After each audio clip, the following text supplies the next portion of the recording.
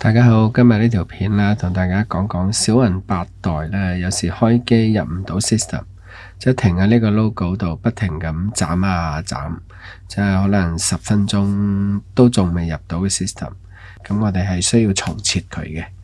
咁如果我哋又未入到去，咁點樣重設呢？咁今日就教一教大家啦。你一插電嘅同時呢，跟住係咁撳呢個 power 掣，唔係撳死喎，一下一下咁樣撳，一路咁樣撳，撳到你見到呢個畫面出現咗，咁我哋就要揀翻呢個 White Data Factory Reset， 用遙控器上下咁樣揀就得啦。揀中佢，跟住就撳一撳 OK，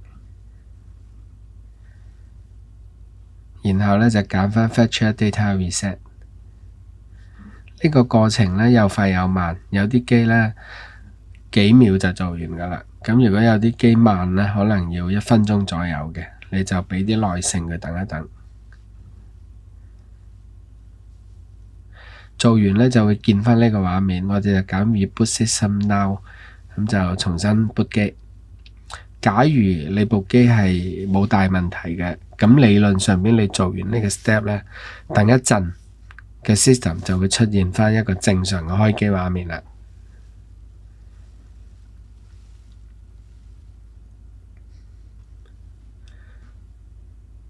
嗱，咁如果你見到呢個畫面呢，就已經完成咗噶啦。好啦，今日呢條片就嚟到呢度啦，拜拜。